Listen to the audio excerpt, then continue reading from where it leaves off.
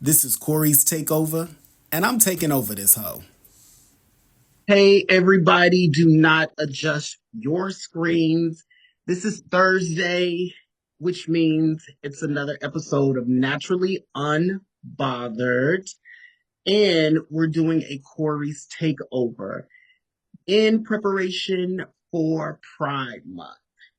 We're going to have some old friends, some new friends, some gay friends, just all around friends.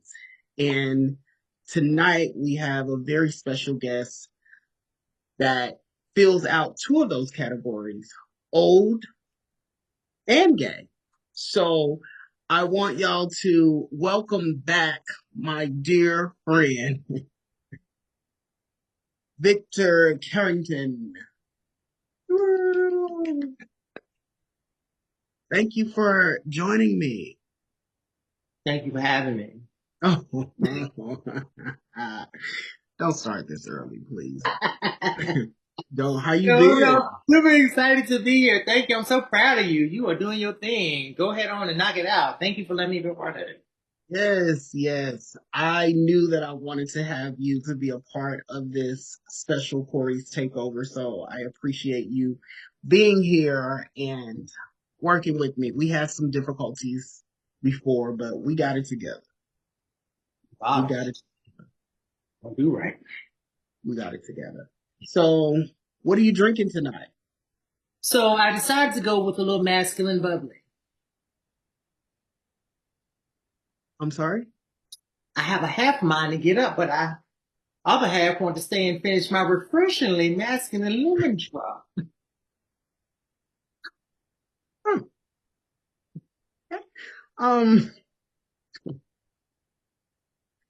We'll just go. Go right along. I just had me a simple little well drink tonight. I just had a little lemonade. Oh, Mason Jaw? Yes. Take me back to Virginia when I was just a young child about 20 years ago. Ooh. They didn't even have internet back then, did they? Oh, is that a dig? Because I've been out of internet all week because of these stories. Is that a dig? Oh, it's too soon. Too soon. No, I didn't even think about that, but I should get double points. So, Vic and I both are in Dallas, and Dallas has had some bad weather, and his internet has been off. You lost power too for a couple of days too, didn't you? I lost power for one day. For one day. For a whole week minus a day. They gave it to me, took it away. Yeah. It is still, today is a week since the storm. Some people are still without power. I had a friend who just got power late yesterday. That's what they were saying at the that cable place with my internet. I'm not going to give credit, but that's what they saying. It was like thousands of people were without internet, and I just thought, how does that help me? Fix me. That don't have nothing to do with me. I got stuff to watch. Okay, this is not how we want to kick off Pride Month. So, with that in mind, I wanted to ask you, what do you like, what do you like about being gay? Do you identify as gay?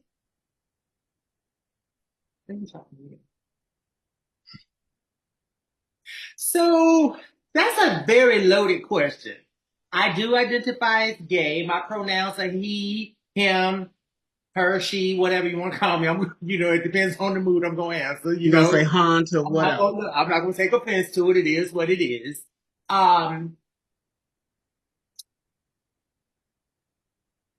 Because I didn't fully grow into acceptance of who I was and to self-love me until I was in my early 40s when I moved to Dallas, I can say the freedom of not feeling the bondage of people's opinions and families' thoughts and what they want. And I can feel that pressure gone. And it's only been about 10 years that I felt free to be me. And I think had I not come to Dallas, I wouldn't have felt this way. But I feel the happiness of being able to wake up in the morning and not get one single iota of what anybody thinks, say, or feel about me.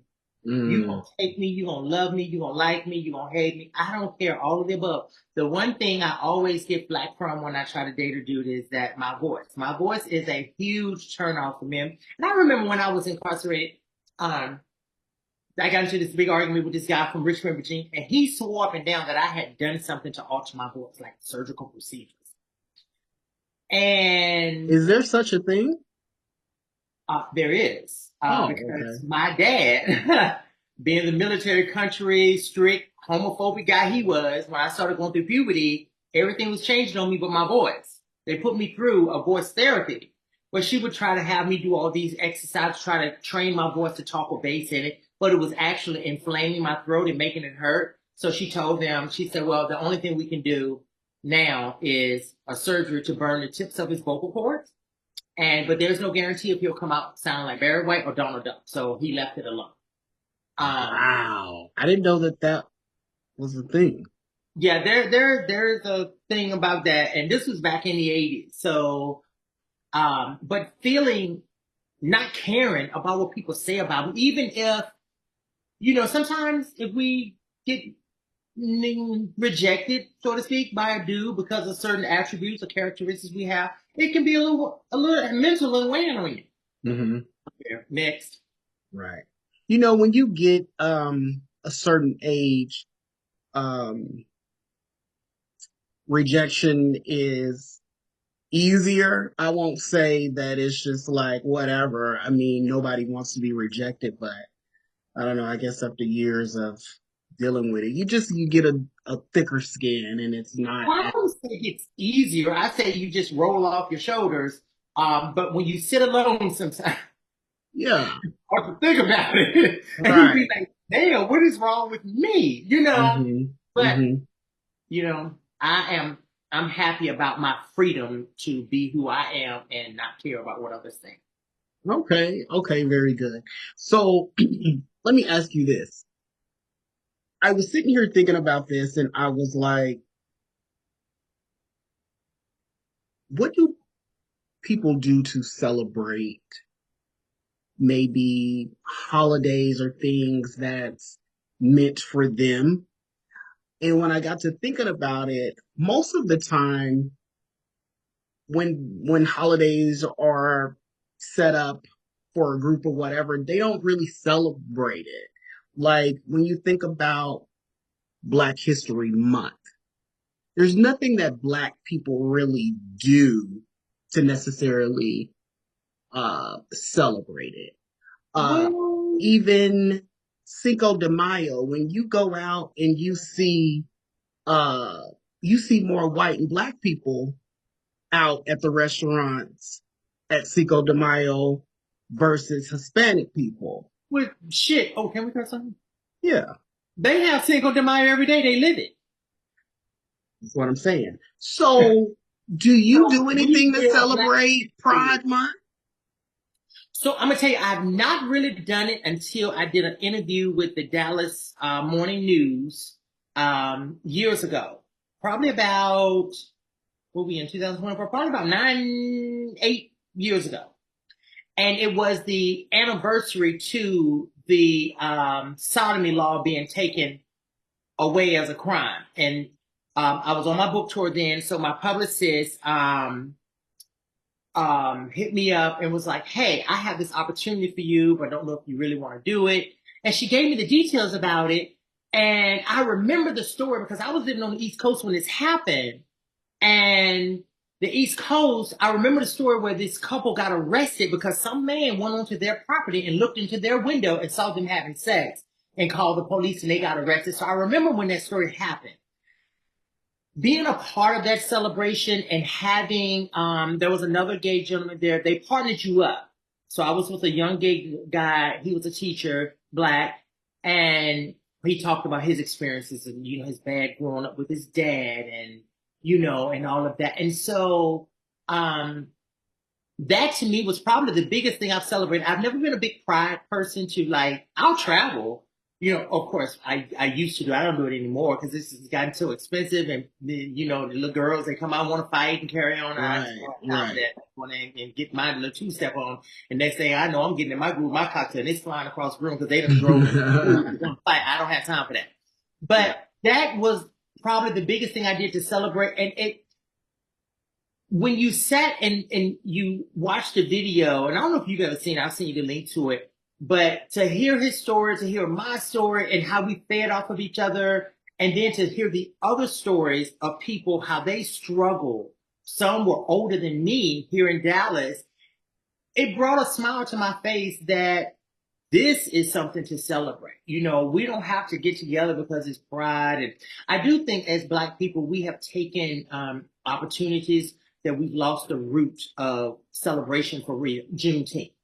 Yeah. You know, of course, there was about celebration, going to church and this and that, what have you. But we've turned it into this whole big Black pride here. And there's everything celebrated but Juneteenth. Mm-hmm. Very true. Very true. But everything but Juneteenth is celebrated. You know, very true. Message of, and I think sometimes we lose the message and we forget where we came from and who those who struggled before us and what they had to go through for us to have the luxuries and the liberties that we have. And so we take those things for granted and we just go off to the left. Yeah. So for people who don't know, a lot of the listeners, so here in Dallas, they have there's a group of gay organizers, and they do something for Juneteenth weekend, and it's really just a bunch of partying and things of that nature. But it's real big, and it's gotten so big that a lot of people think that it's our pride. And so what a lot of the major cities will do is they will have like pride celebration.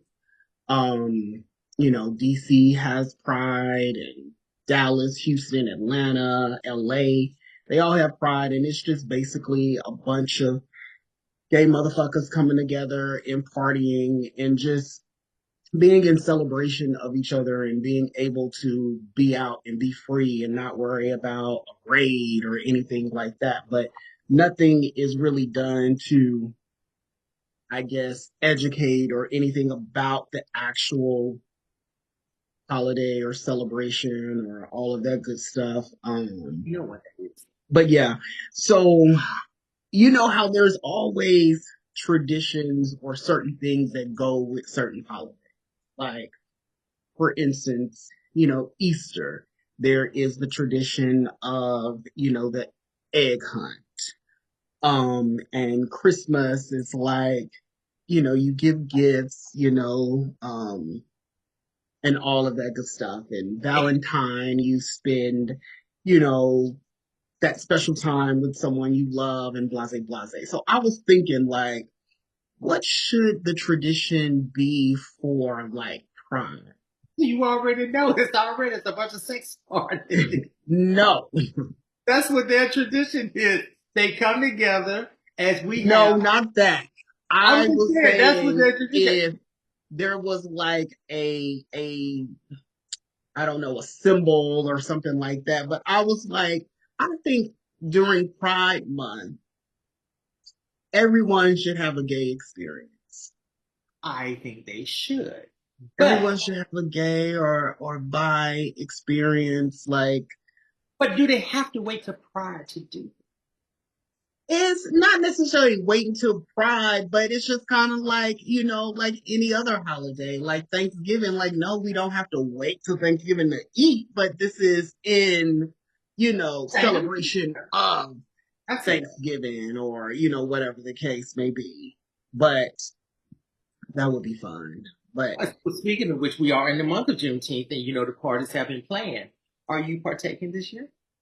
No, I never partake in any of these celebrations here. So no, but I will be going to the white party. I always have a good time at the white party. That's just kind of, you know, tradition. At Friday jump off party. The what? Friday kickoff party. No, the white party is Saturday, I believe. Are you talking about KKMS? KKMS? That's Yeah. Friday. That's always the kickoff party Friday. Oh, is it Friday? Oh, okay. That's Friday. What was Saturday? Well, anyways, whatever day it is, I'm going to that. I will say, you know, I'm not a big fan of their organization with the way they do.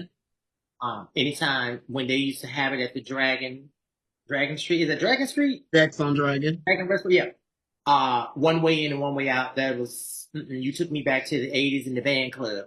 We don't do that. And that time I got. But it was always a good time. I always had fun, and I think because I always had friends that came down from out of town, so for me it was fun. Yeah, that was annoying, but hey, you can't have it all, you know. So the hotel, the Virgin Hotel, was a good spot for it. Yeah, it was.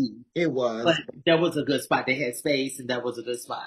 The bar lines were super long, but yeah. Unfortunately, but you know, whatever the case may be. You know, you make it with you. Hey, you get with it and do what you got to do and make it work for you. Absolutely. So, what's going on in the dating world with? There is nothing going on in the dating world with me. Nothing. No. You know, we're thinking about going out here getting one of these homeless men and cleaning them up and get them straightened out and make sure, you know, he ain't got no psychological disease or mental stuff going on and clean him up and strut him around the city.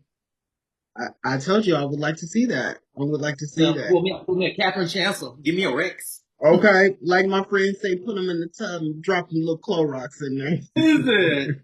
But it's gotten so hard to date, especially when you are of a certain age and you're not filthy rich and you don't have this perfect body that everybody's just pawning over. It's gotten to the point that the gay life has, with as many the acceptances that we've gotten, it's and all the apps is kind of ruined people. You don't have to buy the cow to get the milk. You can, you know, get your fill and just move on about your business. You ain't got to worry about that. So relationships are almost like dinosaurs. They're becoming extinct. Yeah, very true. It is. It is. Who do you think has a harder time dating versus heterosexual people or gay people? Gay people. Why do you say that? Because heterosexual people don't put the rules on each other the way we do, not as a collective. You can go to this Walmart up the street and see men following 300-pound women and clutch with them and will love them. You're not going to see that in the gay community too often. No. Unless that person just happened to get bigger and they were already together. He was like, okay, well, I've been with you all this time. You got bigger, whatever. You're not going to see that because we have so many characteristic demands that you have to be. No fats, no films, look this way, drive this, live here, you know, wear this. There's a lot of pretentious behavior in the gay community that falls over into people's opportunity to have someone happy, but then miss out on it because they want the little shining silver thing. But they don't always ask. You have this great body, great job. Why are you single? If you looking for all this in a person, why are you single? Because why haven't you brought this to someone else? You know? I also think that we cannot all put it on gay.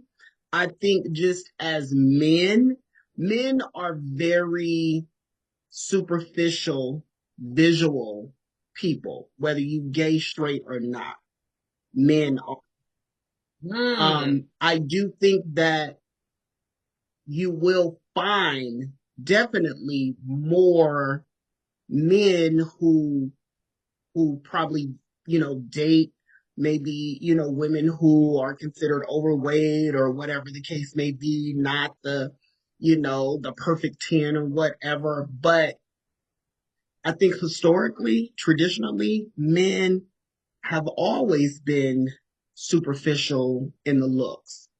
This is things that heterosexual women go through. You know, they gotta, you know, look like this. They gotta do this. They want a baddie. She gotta have a fat ass. You gotta, you know, like, I just think, and I think that one within men historically is one, and I think you add that gayness to it, it's like an extra superficial on on top of it, it does have to do a lot with looks and image and things of that nature, which is a great segue into something that I'm currently dealing with.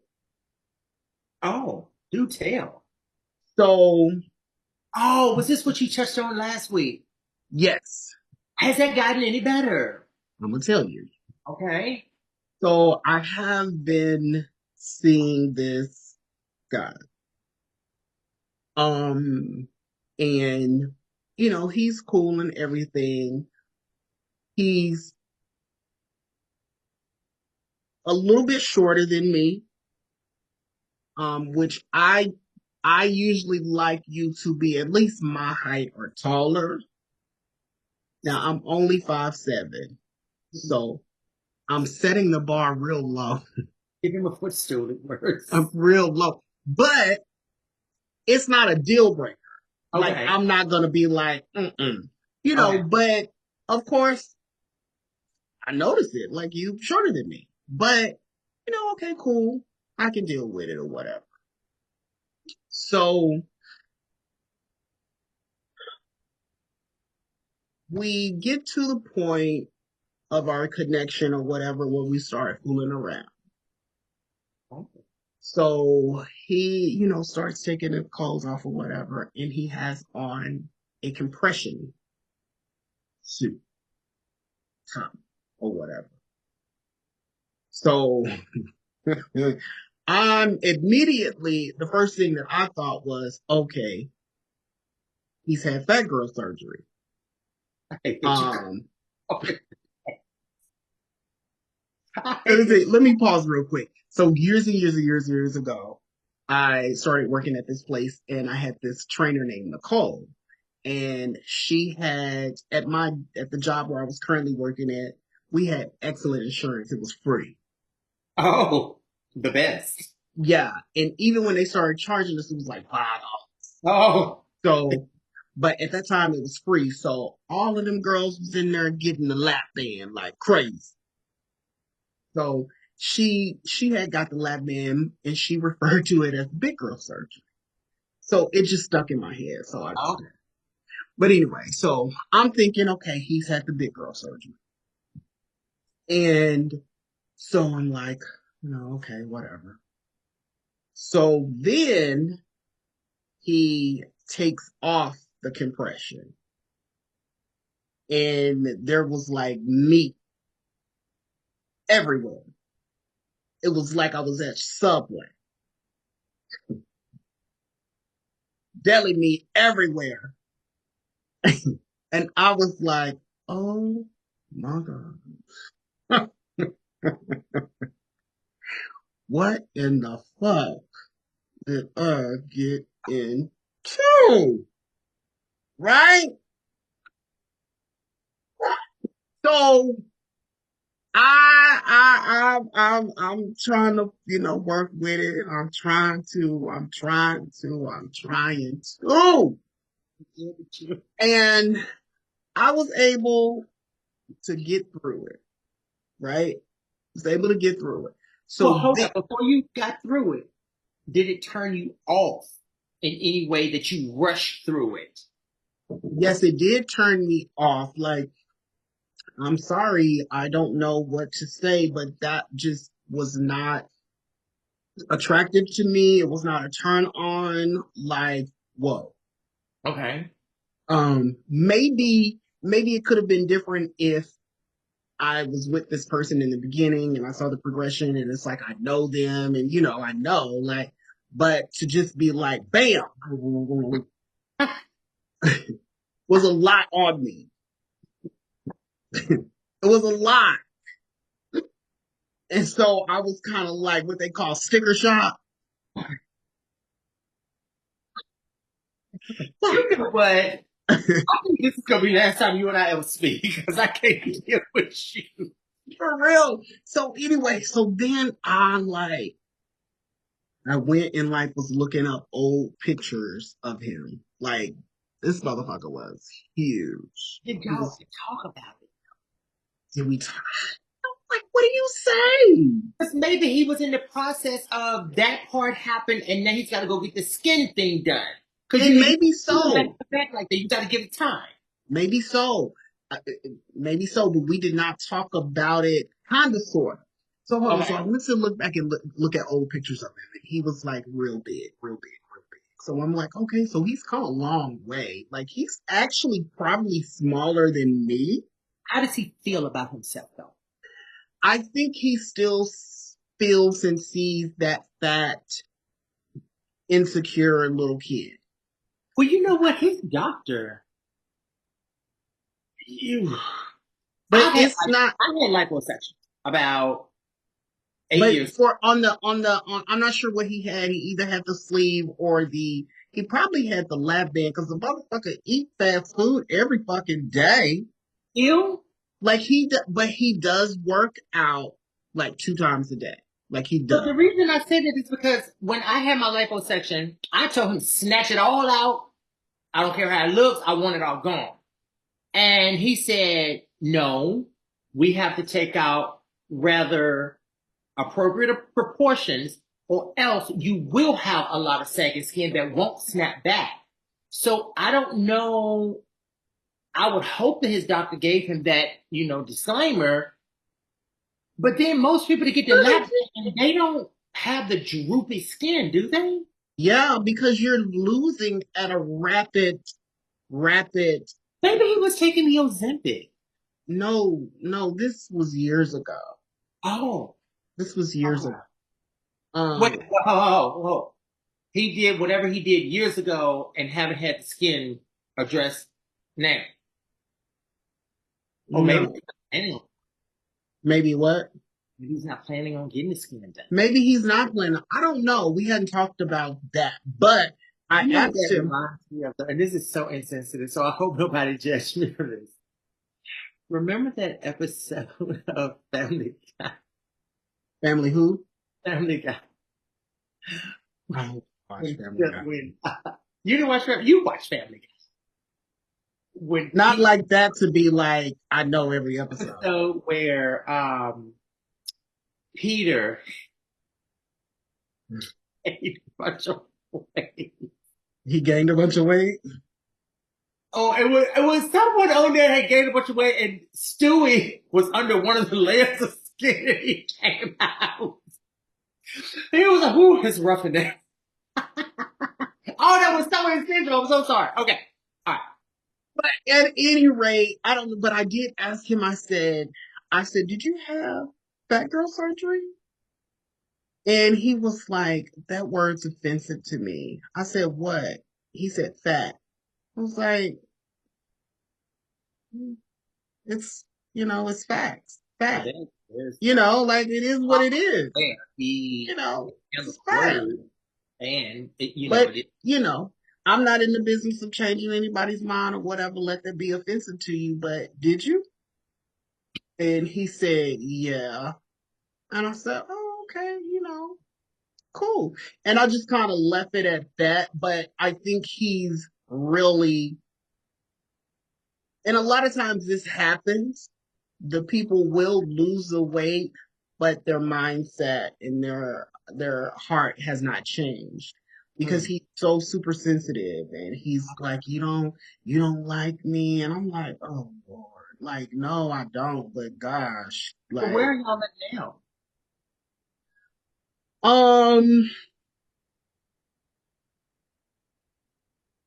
I mean, we still talk, but it's definitely slowed down and things like that. So he work at this catfish place that I like, and so he bring me food. So I want to keep him around.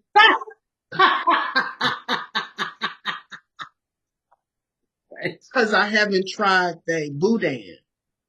So after I try the boudin and the lobster tail, I think I'm gonna be like, look, this ain't working. Happy Pride. Look. Hurts. Okay. But, so, that's kind of what I'm dealing with. I think he's a super, super sweet guy, but is he in his 20s? Huh? His 20s? No, he's 37. Okay. He's 37. And plus, like, I'm never going to do anything with him. He hasn't come out. He has a son. He, uh, So he's got a lot of stuff that he's dealing he's with. got a lot of stuff. He's got a lot of stuff. And it was initially set like, let's be friends with benefits. Like, even before, like, anything even pops off. But Okay. he's got into his feelings and things of that nature. And it really sucks because he's so attentive. He's so attentive. I mean, that nigga be bringing me fish all the time and stuff from the fish house, you know. And I'd be like, man, I should be overjoyed, but I'd just be like, So here's the thing. Take your time. What you got to do, what you got to do for you, because at the end of it all, you have to make yourself happy. You can't feel sorry for him. I done a pity connection one time, and it was horrible because I took on their baggage. yeah. And I felt like, oh, if I do this, I'm going to hurt his feelings and break his heart. I mean, we were already locked up, so he had enough going on. You know? Well, you couldn't go nowhere, no way. But I had choices, so it wasn't like I had to, be there. But, he said some of the right things that got my attention. He wasn't good enough to make the book, though. But he said some of the stuff to get my attention. But then it was like, ooh, yeah, you gotta stop. Put your big boy. I want to be clear and I don't want to like lead him on or anything like that. I just don't know. I don't think that I can be honest. I just think this is a case where I think 100% honesty would be more hurtful. Okay. And my goal is not to hurt, But you know. you also got to protect you. Yeah, I'm good. But I'm gonna tell you that. You're gonna be so mad at me when I tell you this stuff. Don't call me cussing me out after we finish. You've had you've had a situation that I was over here cheering for you and rooting for you. When I tell you I had the pom-poms out, when you would tell me stories about you all doing stuff, I was so elated for you. I just think about a hearse. Bitch, let me tell you something. That situation, I was rooting for you. I was. Good old softball playing. I was rooting for you. I was like, let this work out so I can get a softball player. I was rooting for me too. I was ready to pull my little Yeti cooler on up there and sit on the side. He was crazy though. He was not crazy, but he was in his ways. He was older. And it was just like, I'm just not gonna deal with this. Like, I'll never forget my birthday. One of the issues that I had was he never initiated anything sexually. Like, it always had to be me. Yeah, I remember that. And that was starting to get on my nerves. Okay. And it's like, why the fuck do I have to initiate all the time? Like, I want to get tapped on my shoulder in the middle of the night sometime. You know what I'm saying? But it's like he never initiated anything. He never wanted to. He wouldn't initiate like hanging out. Everything was on me. And that gets tiring. Yeah, it gets tiring when it's a one-way street. So my birthday, he came, picked me up, took me out to eat, and always had a great time. Wonderful, wonderful, wonderful time. So, I'm like, ooh, I'm gonna get that birthday sex tonight. Maybe he pulled up to the house. He was like, all right. I'm like, you dropping me off? It's my birthday. Like you dropping me off? Like, and so I was like, I don't want to spend my birthday by myself. And he was like, well, come to the house. So I'm annoyed at this point because I feel like I've had to. I mean, I didn't have to, but I guess I'm being dramatic. I felt like I had to beg for you to spend time with me on my birthday, right? So get over there. We, hang out and do this and little stuff. So I'm like, okay, so clearly tonight I'm not going to have to initiate.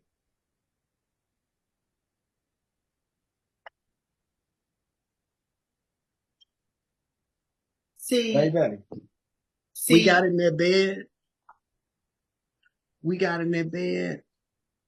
I heard. I said, this motherfucker snoring over here. So I had to. You're not gonna do this. When it was just like shit like that. Like it was just like I was rooting for you, but I had to tell you, situations like that, I get into my whole bitch mode, and I feel like I have to dog you.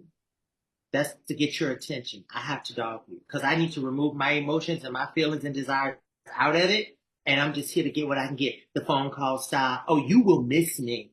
Mm-hmm. The phone call stop, and you call. I'll ignore it. You playing games, but I'm getting your attention, letting you know that I'm still here. But if you want it, you're gonna get your shit together. And yeah, because that was just real fucked up. That wasn't nice. Yeah, we actually still, talk and things like that. He will call me on my birthday and stuff like that. But yeah, in situations like that, you would have to pull like a Vivica Fox until you can play the game. You pull up, get him all excited, and leave. Don't even let him just leave. That motherfucker probably go to sleep and be peaceful. Wouldn't even be thinking a thing about it. Let me tell you. So when I was like that, I was at Dillwyn Correction and I worked in the kitchen. And there was this dude named Red from DC. You give me you old kitchen whore. This thing's like 6'6", and I handle all the kitchen whites. I distributed all the uniforms. That was my thing. When they would come from laundry, fold them, size them, and give them out. This thing was like 6'6", beautiful lips. He was so gorgeous. Didn't even know he fucking ran. He and this other guy, this big heavy guy, ran the storeroom in the kitchen. And they were trustees, so they ran the storeroom. Well, the big guy had a stroke, so he was gone. So because the storeroom and the kitchen closet were kind of together, I was sort of inching up toward that trustee area with the kitchen managers and stuff.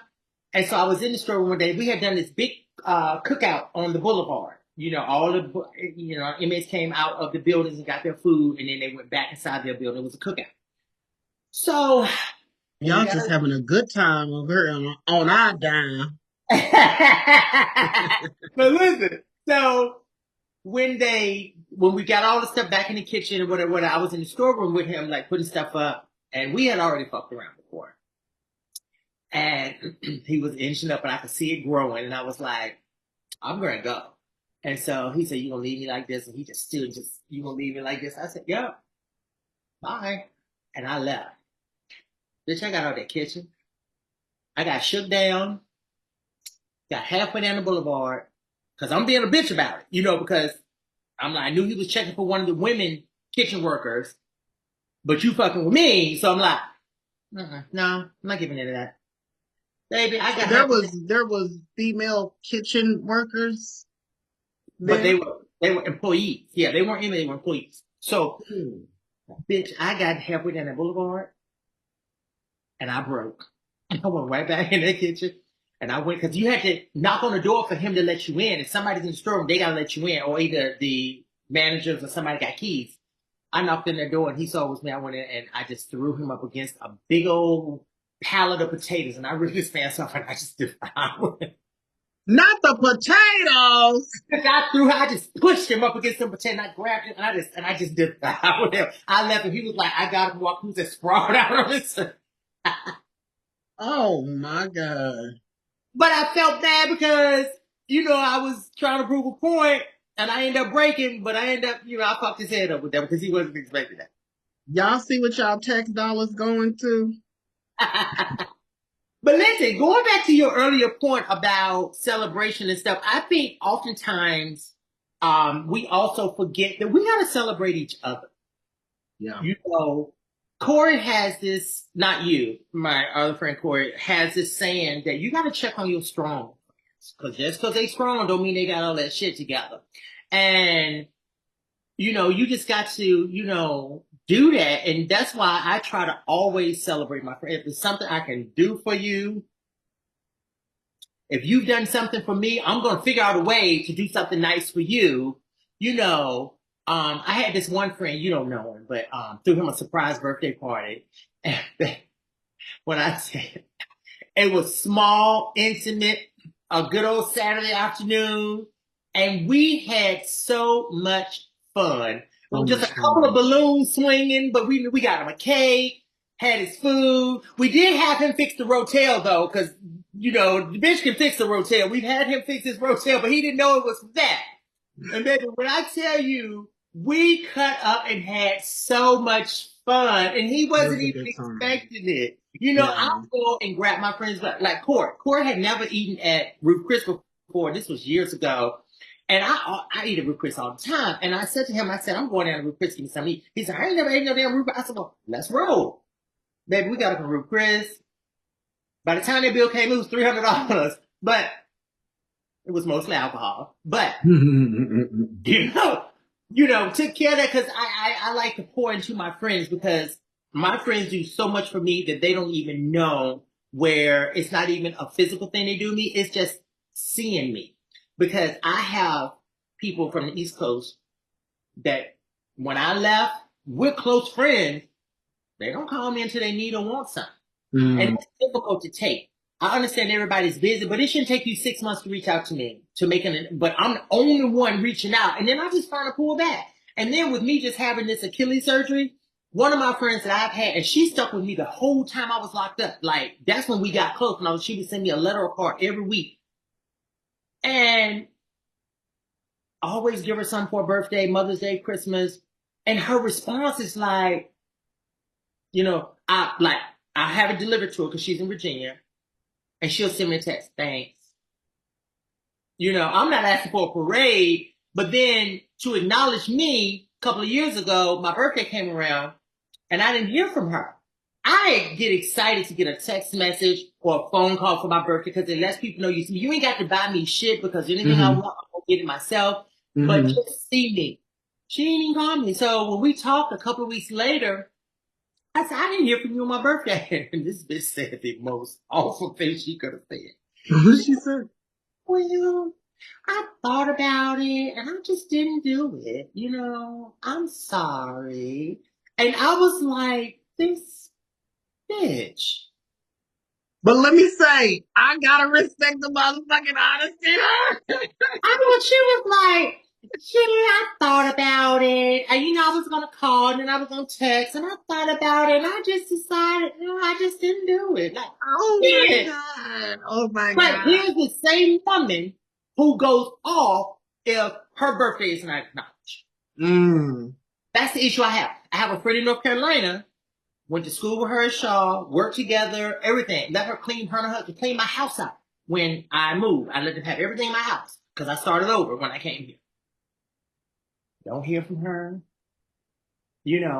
but she gets it real in her feelings when I go to North Carolina and she doesn't see me and she knows I'm there. If I don't make it, but you don't make no effort to come see me. I don't flew 1,800 miles, but you make no effort to come see me. But it's always this, oh, you ain't gonna come over here. You ain't gonna do this, blah, blah, blah. And so I just reached a point with this Achilles surgery, didn't hear from a whole bunch of folks back east. And they knew it was happening because I told them. Didn't hear from them. So I said, you know what? I'm not doing this anymore. So the same friend, when I went back in the hospital with the fluid thing, the one who was in North Carolina, she called me. She had saw my picture with my cast with my first cast on Facebook, and she just commented, "Feel better." If I have a friend of mine and you've done that, because see, I do that so everybody see it at one time. I ain't got to call everybody individual. If I see you with a cat, I'm picking up their phone and calling. She called me, so I'm okay. Well, when I went back in the hospital with the fluid situation on my calf, that's when she called me. What in the world is going on with you? I said, I had surgery 6 weeks ago. And I guess she picked up on my tone and she just, just went ahead and let it go. Now, the other friend in Virginia, she called and I ignored her call for weeks. And then when I finally answered, hey, what's going on? I said, nothing. Didn't say nothing about my surgery, nothing. And finally, I just said, I had surgery. And this was like 7 weeks ago. Well, I knew you was going to have it. I just didn't know if you did it or not. So call and check. This is one, I thought about it and just didn't do it. Oh, okay. So I have just reached the point that... Has she always been like that?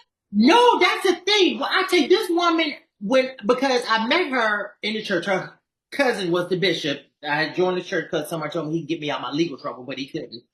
And we hadn't really been cool. Like, we didn't have no beef, but we didn't really get to know each other because I was on the church for less than a year, and then I got locked up on my second bid. But she just, all of a sudden, one day I got a card, and then I started getting a letter. So we wrote, she let me call her. I used to blow her phone up, But it's like, where did that person go? You used to be caring, and that meant the world to me that someone thought enough about me to write me or send me a card, because if you're locked up and you don't have outside communication, you get institutionalized.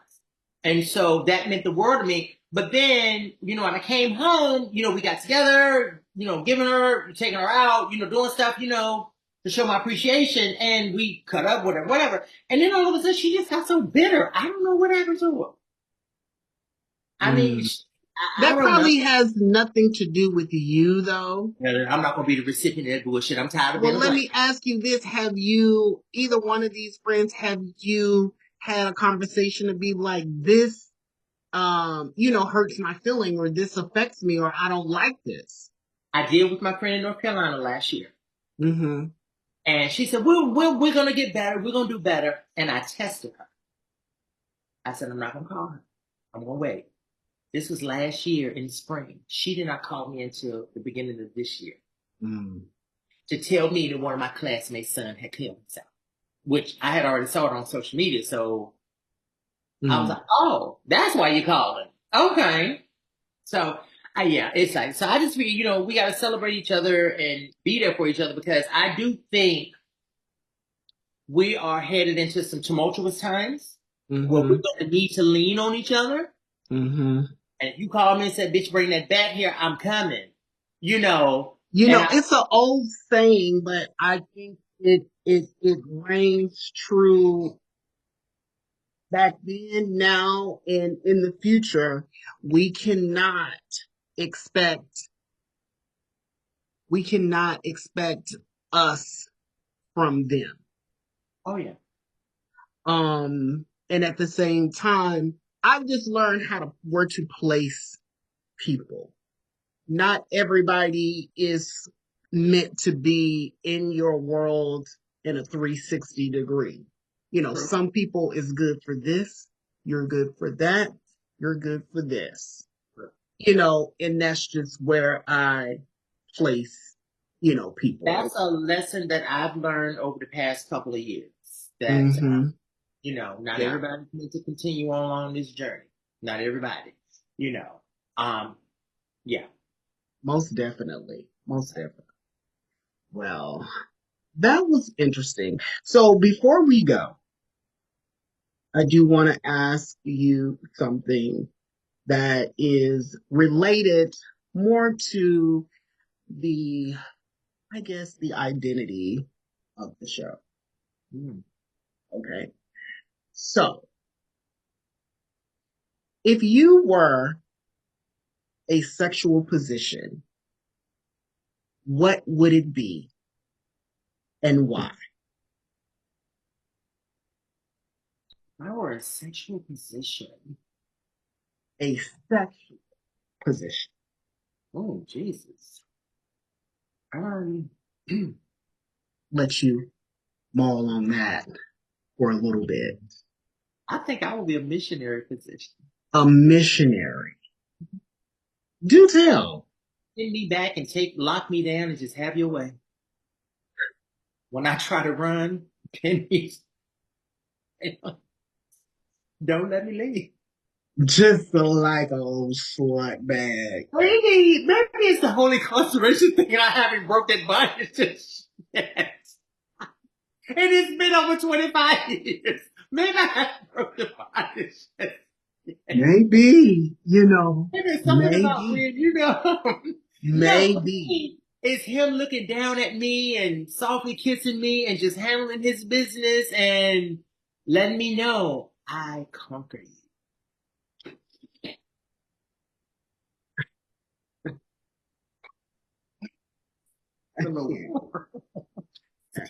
Is that your favorite position, missionary?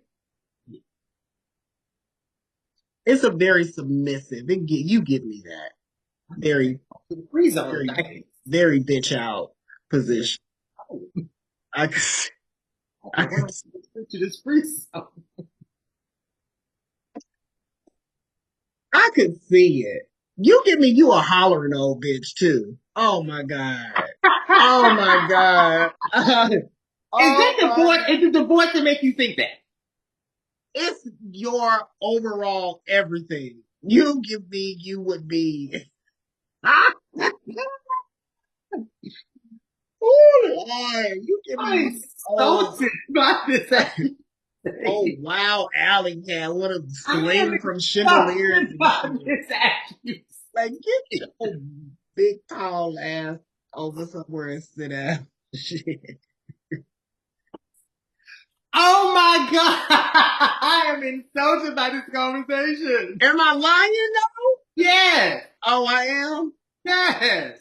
Oh, well, They gotta be like, you still down there? You feel you good? Because what, Alba? What, Alba? I ain't trying to hear all of that. I ain't trying to hear all of that. Well, what would yours be? Mine has would be 69. Okay. 69, and I've said this on the show before, but I would be 69, I think, because what you give me, I give you. So you just want your little ass twirled around, that's all. No. Is that what you took from that? Would you be on the bottom or the top of that knot?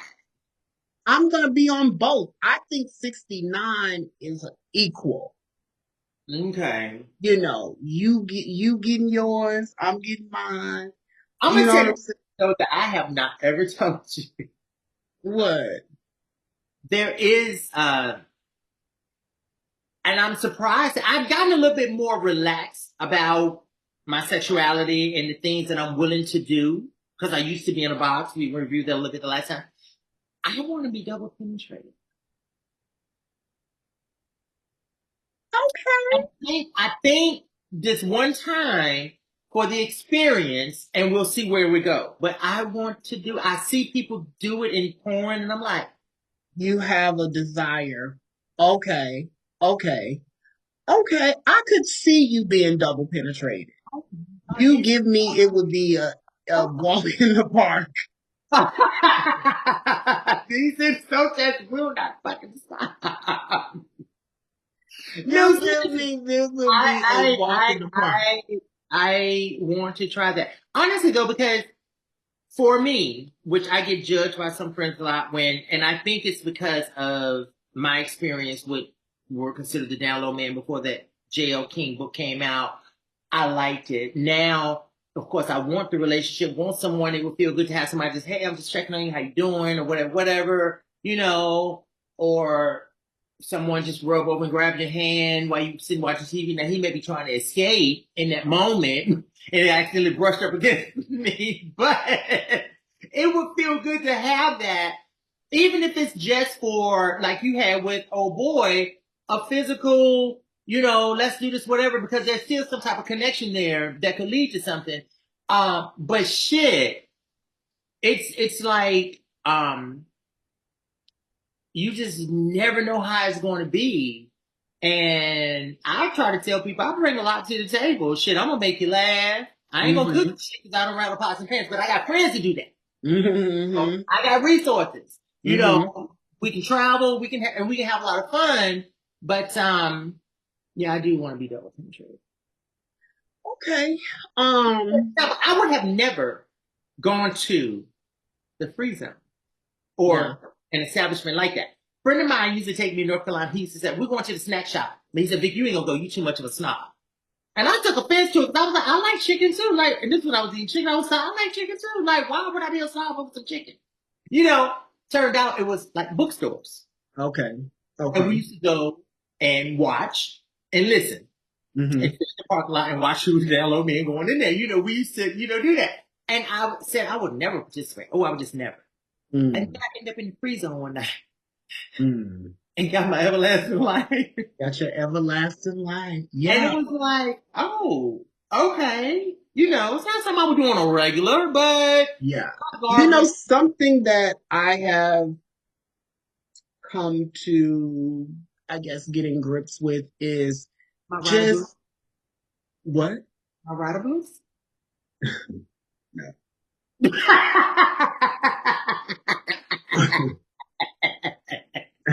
Absolutely not.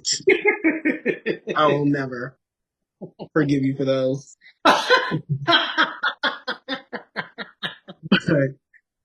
But I have just becoming more comfortable with my just sexuality and not being, I think society tries to make you feel ashamed for a sexual awakening or, wanting to experience things or wanting to, do things. If you want to go out and fuck 3 different people every night, that's your business. That's your business. Like, okay, hoorah for you. Ain't nobody feels for you. That is your business. Exactly. So I've just become more comfortable and things like that. So I like the fact that you did, experience, place like the free zone and it's such a fancy place. It doesn't change who you are. You know what I'm saying? It was a moment and it was an experience. And at the end of the day, we all gonna go home and wake up to whatever life we gotta, live or whatever. But my dream is for everybody to have sexual freedom. I think if everybody minded their business about things that does not concern them, change them, stop their money flow, or interfere with their lives, it would be such an easier place to live. Such a better place. Let me tell you, I went to Erykah Badu concert. Okay. And it was just it was like oh my God, it was just a spiritual, just like my spirit. Is it when she doesn't develop? Felt so good. This was actually a world tour. Okay. I've never been. So you walk out of there feeling like, whoa. Yeah, I felt so like free and everything. And it was like, and she said something that was so simple, but was so profound. She said the world would be a better place if we, all as human, did 2 things. Leave other people's shit alone and mind your own business. And it truly, truly would be. I don't care what you over there doing, who you doing. If it don't interfere with my money flow, if it ain't somebody I'm seeing, I don't give a fuck. I have always been one of those people that felt like, I don't care what you do. What you do is on you. I'm not going to judge you because you went out and I may talk about it, but I'm not going to judge you because that's your business. You got to live with those decisions. But for me, I get criticized so much by so many people because some of the decisions that I made, even when it comes down to the couple of people in my family and one of my aunts on my dad's side, oh my God, we just started speaking again last Labor Day when I went to Philly. Me being here, my book, oh my God, it is always something like, sweetie, you can't take my experience. Let that go. Let that go. Oh, Something actually comes up because I don't know if this was the party or gathering at your house or if it was another time. But I'm not going to mention nobody's names because I don't want no mess started. But there was a young man that was at the get together. oh, yeah, that was messy. There was a young man that was at the get together, and I remember we both looked at each other and we couldn't believe what was going on. Yeah, This young man was getting his cakes ate over at the dining table. Oh, yeah. And, we were just like, okay, We kikied about it amongst each other. we did. But it wasn't no big thing. It was like, y'all, guess what? It was like, y'all two grown folks, get your life. And that's how we looked at it. So it wasn't no big deal. But it was like, okay, I just went on and exited and left. I You remember went your way, seeing, I went mine. I said, let me just move on because I don't want to see it because I may end up pulling mine down and moving over. move over, baby, and get mama. Good, come on over here and get some of this filet mignon. You done ate enough of them ramen noodles. So, you went your way, I went mine. But yeah, and we looked at each other, was like, okay, whatever. Let them do them. It is what it is. Baby, I remember the look on your face. You was in there. I think you were putting some food up or something. I ain't And got to baby, be you said,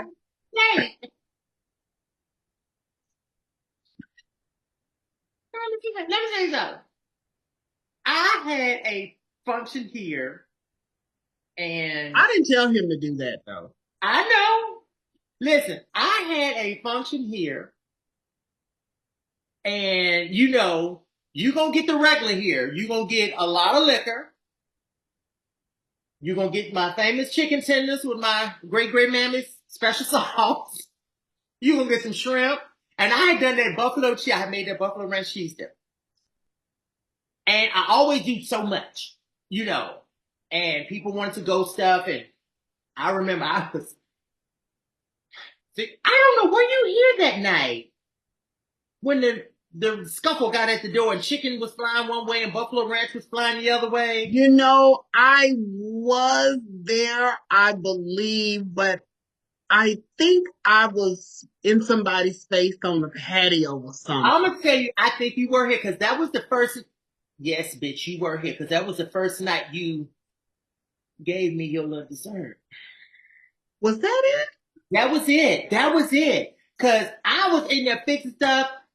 I heard the scuffle. When I tell you, I did not turn around one time. And I'm, in my kitchen, I'm right at the back door. I just kept on going. And then when I saw people start running toward the door, I went and looked in. And I still went on back and I was like, I'm so tired. I just don't. I'm not one of them ones. If I'm in a crowd and I see a whole bunch of people running because some drama and jump, I'm not going to look. I'm going the other way. The other way. Yeah, I don't care what people do. You handle your business, do what you got to do, and just keep it all the way moving. Yeah, good times. I always have a good time at your shindig. So, it's time for another. They coming down. It's time for another one. We got the patio is all set and ready for some mess to happen. Ready for it to happen. Corey talk about he gonna come cook some catfish for y'all, and we ready for it to happen. Got the little tabletop fire pit with the oil for the mosquitoes, and we ready for it to jump out. We are ready. All right. So, Vic, let the people know where they can find you, follow you, and where they could order the book. My light is probably too bright. Now it's too dark, but let the people know where they can find you. So, just when you thought you knew me, is my tell-all where I just poured it all out and just rolled it out and let everybody get a real front row seat into my life, my past, and some of the details in between. That is on Amazon. You can search by my name, Victor Carrington, or you can search by the title of the book, Just When You Thought You Knew Me. There are a lot of interviews that I've done out on my YouTube channel, Victor Carrington, and you can go out there if you don't want to buy the book and listen to some of the stories, but I will tell you, it probably will make you want to get more into it, because I could really go into a whole lot of detail in the interviews. And then, of course, social media, Victor Carrington, Instagram, and Facebook. Thank you. Thank you so much. And thank you guys for listening. So I'm going to attempt to do the closing. You know, our Ebony usually does that, but follow Naturally Unbothered on IG, Twitter, Facebook. Email us at naturallyunbothered2@gmail.com. Leave us a message. We welcome the feedback, comments, show ideas, and Ebonite's advice requests. Listen on Apple, Spotify, or iHeart, Audible, or wherever you listen to your podcasts. Make sure you watch us on YouTube. We are not wham bam, thank you, ma'ams. Subscribe, make us your regular booty call. Put us in your rotation. Rate us, leave a review, and select that notification bell. Bing! Looking for Naturally Unbothered merch, please visit www.naturallyunbothered.com and click the merch link. So tell yo ho ass bitch friends to tell their ho ass bitch friends to tune in to Naturally Unbothered. And as always, you can also give us a call at 205-308-8304. All right, until next time, thank you guys, and thank you, Vic, and happy Pride, everybody. Happy Friday. Pride. Pride. Happy Pride. Damn flags. Okay.